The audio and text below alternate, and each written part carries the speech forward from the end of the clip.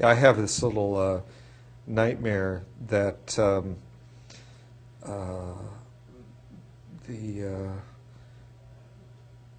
this leaky thing will continue past 2012, well into 2020, as has been promoted. So far, the legislature has voted against that, but there is a move to get that to eventually happen. Yes, next year in the legislature that can be reversed. If, for instance, you and I lose our campaigns for the state senate, and another part of my platform is campaign finance reform. Now, the Supreme Court has recently ruled that corporations can spend an unlimited amount of money on political campaigns, and Because here we have supposedly people. The situation of Entergy, which owns Vermont Yankee. This is a multi-million-dollar project for them. Whether the Vermont Yankee closes or he gets a license renewal, that's a question of tens of millions of dollars for Entergy. Oh, many. And what is all that money going to do to our political campaign in November of 2010? They're free to give unlimited amounts of money to support Dubie for governor, for example. And if he's elected, is he going to then work to relicense them for 20 years? This is something that the citizens of Vermont should take very seriously.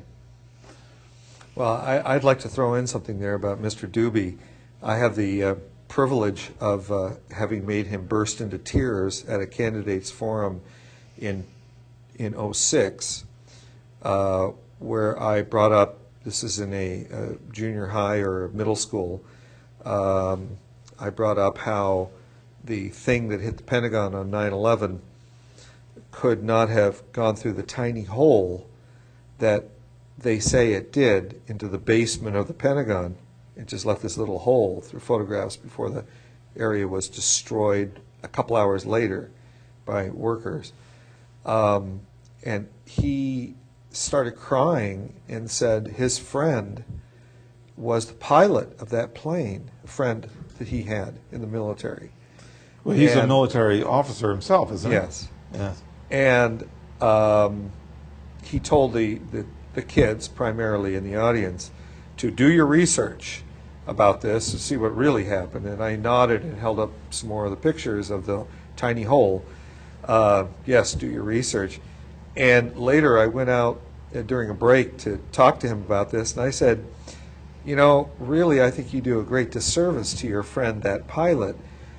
You're saying that you believe the tapes that were, not the tapes, excuse me, the phone calls that supposedly were being made from that plane that said that the pilot, who was something like 6'6", and an ex-Marine, I believe, I don't know what Dubie, where he served or what he served in, I don't want to know. But at any rate, let's say it was a Marine, doesn't matter, a military man, a giant hulk of a man was cowering in the back of the plane with people with razor blades. You're telling me he gave up control of his plane to people with razor blades? And he stuttered and stammered and said, I don't know the facts. I said, well, those are the facts that are propounded about your friend the pilot, and you know, you ought to think twice if you really feel sorry for him, because he was murdered by your government. He said, well, no, I can't think that. So basically, Brian Dubie just can't think. I mean, he shoots his mouth off, but those are the facts, ladies and gentlemen. Little side thing about Mr. Dubie. But when he told people to do their research, I would agree on that people Absolutely. should do their research. Absolutely. Now, if the people of Vermont think back to 2000, when those planes were coming in and we were all watching TV, you could see the pictures of the Pentagon on TV at that time, and you could see the picture of the wall with the little hole. Right. Before the whole wall collapsed. Yes. Now, if people think back, I think they'll remember those pictures on TV. Now, ask yourself how this big plane with the two big engines on the wings went through that little hole. The 757. Yes. The two big engines, what happened to those two big heavy engines? Weren't there 3 holes? 1 hole for each engine and 1 hole for the fuselage. Yep. The way the hole occurred, it had to have happened with the jet engines, which hang below the wings, gouging up the lawn in front of the Pentagon, and there were no such gouges. I mean, Well, the there are a thing lot was of 4 feet off the contradictions ground.